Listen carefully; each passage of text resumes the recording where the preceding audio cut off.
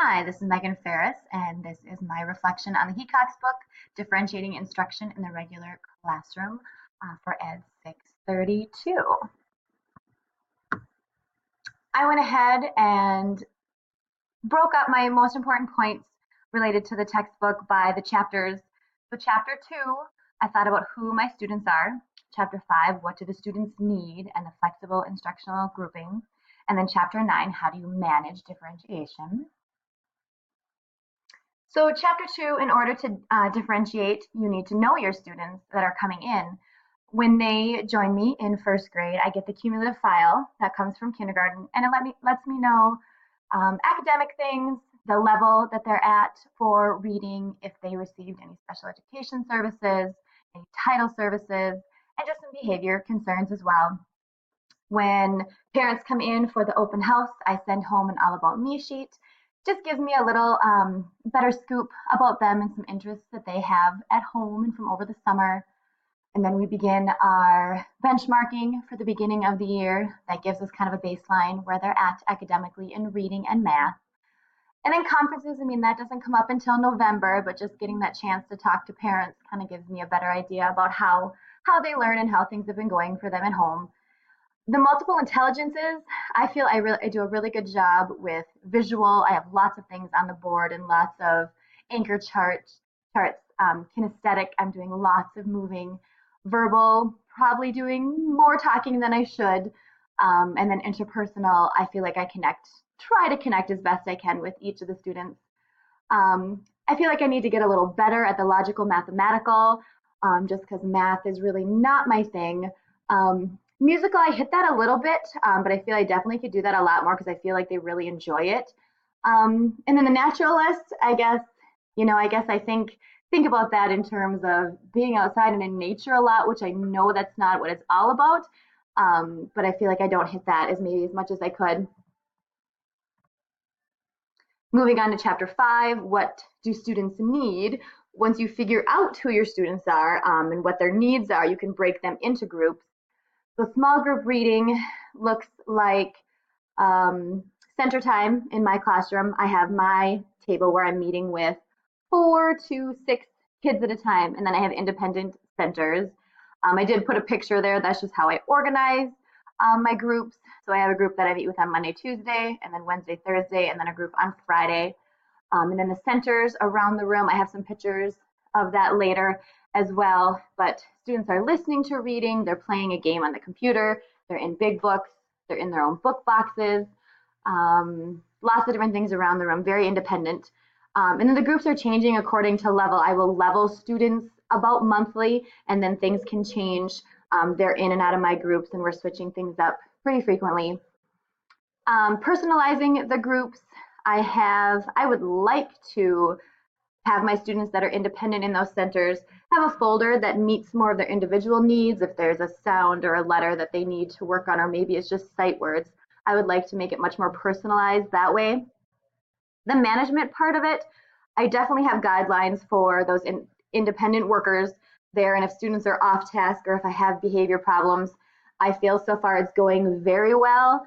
I have a lot less students than I did last year, so it's maybe a little easier to maintain that. There have been times that I need to, get up and get out of my small group to address a student that maybe isn't on task like they should be. But again, it's been whatever into the second month of school, so I guess that is to be expected at this point. So I'm pretty happy with how it's going so far.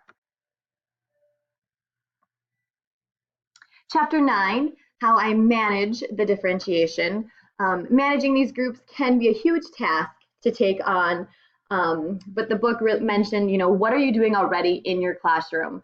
I think that I'm reteaching those that struggle. I'm bringing them to my back table during those centers times to work on the sound or working on a letter or, developing handwriting a little bit more or reteaching the math lesson that we had. And that's why I really appreciate and really focus on these center times that I have, because while I have the other students busy doing some independent work, it really gives me a chance to meet with those other students.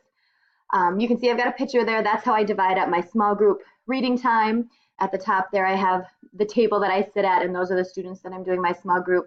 Below that, I have the listening center where I have 2 students. I have the highlights magazine that they get to read. Then they can be in their own book boxes, reading books at their level. Up on the right, they have the big books they can pick from. Then they have a pocket chart where they're sorting different words that we've already sorted together during our whole group. Under that is the computer where they're in a website doing different reading games. And then on the bottom is the iPad, and then you can see that they need to click the folder that says reading, and there's different reading apps and games in there. Something that I'd like to be better at is enrichment for those that are ahead.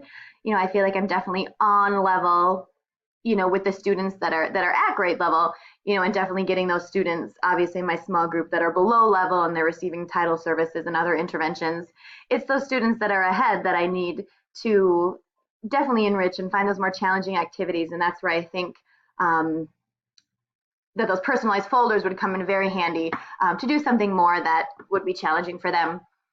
The organizing, you saw the pictures there for my groups and the centers. I have different drawers that contain everything that they need, buckets, the folders for different things. I've seen lots of things with the work cards that kind of gives them the description of what they have to do. Again, at first grade, it would have to be more pictures at that level, again, with the first grade appropriate directions. And then something last year I kind of struggled with is, okay, they do all this work during their small group time, and am I assessing that? What's the point of it if I'm not assessing it? I guess I want it to be meaningful, and how can I assess that in a meaningful way for my students? To conclude, I really focused on what I was doing already, having my students be in those organized groups, the procedures that I have in place, and the expectations I have for my students. You can see at the bottom there, I have the drawers for my daily 5-time word work. So I definitely talk about those expectations there. Then next to that is daily 5, and that's how they're divided up right now. We're just focusing on reading to self, and you can see the Post-its there that show my expectations for that time. Then the third one there is my math centers. I just have little clothespins. That's just my simplest way that I could think of to an easiest way for me to move them from group to group. And then the final one there is for my writing center time.